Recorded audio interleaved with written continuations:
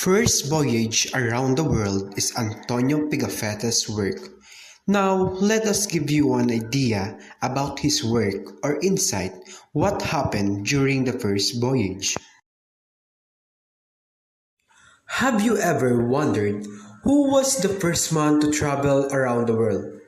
Well, we all know that it was Ferdinand Magellan, and that was correct. So, the account of the first voyage around the world tells the story of Ferdinand Magellan in his journey throughout the world. So, here's the real story of the first voyage around the world. Pigafetta's account, their fleet reached what he called the Ladrone Island or the Islands of Dips. And the Ladrone Island is presently known as the Marianas Islands.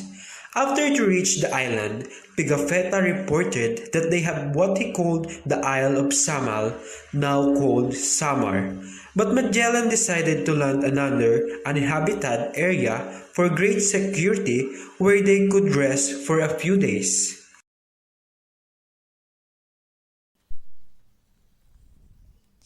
On March 18, 1521, 9 men came to them and showed joy and eagerness in seeing them. Magellan realized that these men were reasonable and welcomed them with food and drinks. Pigafetta fed in the basement and fascination of palm tree, which bore fruits called cubist and wine. He characterized the people as very familiar and friendly. The 9 men showed them the different islands and the names of these islands, and turned their fleet which the Humuno Island, where they found what he referred to as a watering place of good sights. On March 25, 1521, Pigafetta recounted that they saw two balanghay or balangay, a longboat full of people in Mazava or Mazawa. After a few days, Magellan was introduced to the king's brother.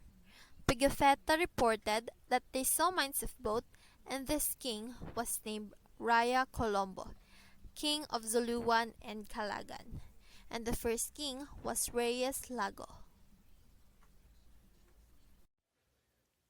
On March 31, Magellan ordered the chaplain to preside a mass by the shore, and this was considered as the first mass.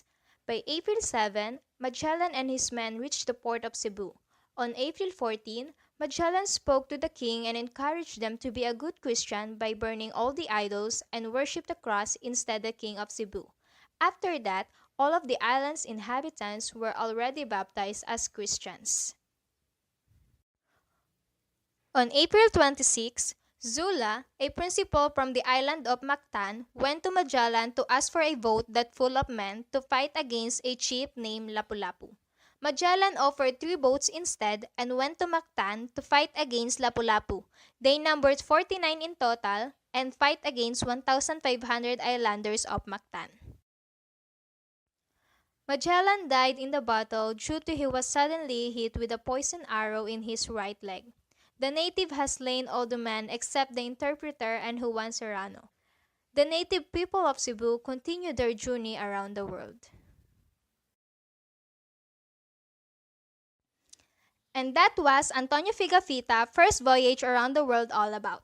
So regarded with its analysis, Antonio Pigafetta was actually a chronicler who was commissioned by the King of Spain to accompany and document a voyage in order to spy the Spanish Empire. This document narrates the events happened in the first voyage around the world, lived with the Spanish Captain General named Ferdinand Magellan. This document is according to the point of view of Antonio Pigafetta, who was born in Vicenza in 1942, an Italian nobleman, seafarer, and geographer, and actually the first chronicler who accompanied Ferdinand Magellan in his circumnavigation of the world. Such an extraordinary journey cannot be understood without having in mind a historical moment shared by Portugal and Spain. Both were actively dedicated to research and achieve knowledge about nautical technology, cartography, and astronomy, as well as other fields related to the exploration of the oceans. Since the beginning of the 16th century, The navigation route designed by Magellan and his sailors during the first circumnavigation around the world has geographical and symbolically linked different cultures and civilizations, providing exchanges and achievements in commerce, scientific knowledge, and cultural, artistic, and religious practices. It may be said that the first globalization of our world started in that moment. In sum, Magellan Route represents the confirmation of the Earth's roundness, is at the origins of the concept of globalism and the universality of knowledge. Thanks to the discovery of the Strait of Magellan and the crossing of the Pacific Ocean, new models of expansion, commercial and economic, were well known, involving countries from all continents. This model survives today and is called globalization. The global expansion of scientific and technological knowledge also took place as never before.